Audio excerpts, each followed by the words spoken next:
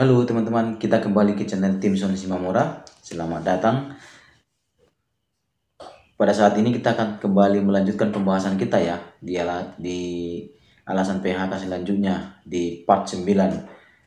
Jadi teman-teman mungkin ini sangat membosankan ya. Cuman ya harus kita selesaikan supaya tidak tanggung pengetahuannya.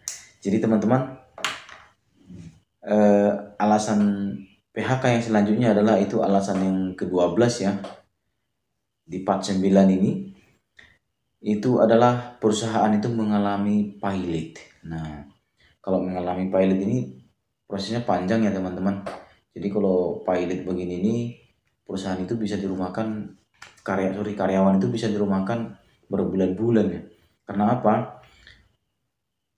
Penyebab perusahaan pilot itu bermacam-macam, tapi pada umumnya adalah terkait dengan utang dan piutang.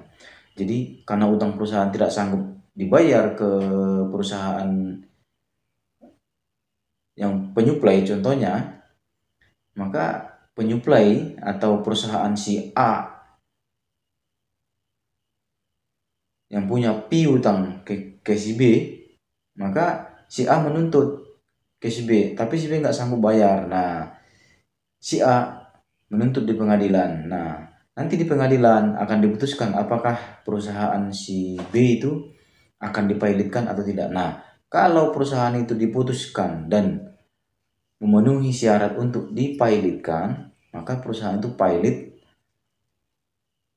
maka yang mengurus semua urusan-urusan yang bersangkutan dengan kepilotan adalah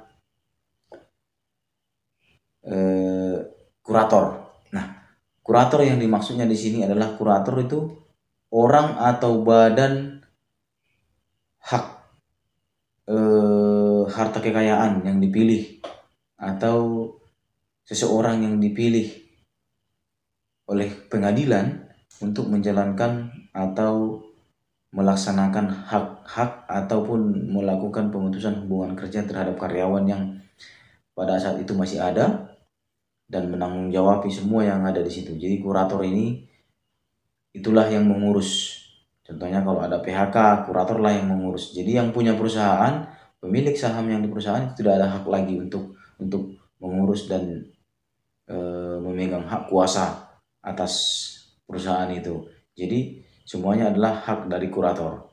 Sehingga tapi dengan catatan tadi sudah diputuskan bahwa perusahaan sudah pilot. Maka yang mengurus semua PHK adalah kurator. Nah, nanti kurator yang akan memberitahukan ke karyawan bahwa ketentuan PHK itu dijalankan sesuai dengan undang-undang yang terbaru. Kalau yang sekarang ini adalah Peraturan Pemerintah Nomor 35 Tahun 2021.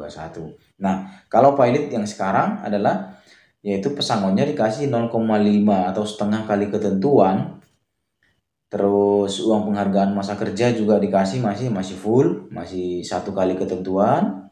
Terus dikasih lagi jika masih ada tadi seperti biasa uang penggantian hak yang belum hangus atau cuti tahunan yang belum hangus selama dia masih bekerja. Nah, cuti tahunan itu teman-teman seperti biasa sudah saya jelaskan sebelum-sebelumnya.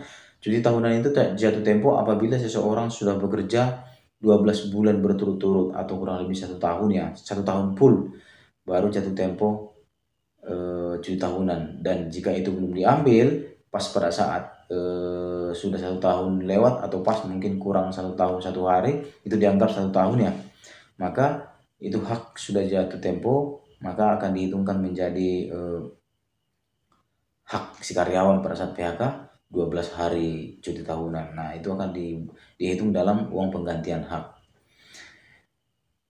Itu teman-teman pembahasan kita di video kali ini. Mudah-mudahan bermanfaat. Terima kasih atas perhatiannya. Jangan lupa untuk tetap like, subscribe, share, dan komen. Khusus bagi teman-teman yang sudah senior, mungkin komennya lebih positif, mungkin ya membangun. Jika ada yang kurang dari penyampaian saya ini, mohon teman-teman juga kalau ada masukan atau ada pertanyaan silahkan di komen di bawah video ini. Begitu teman-teman, terima kasih. Salam.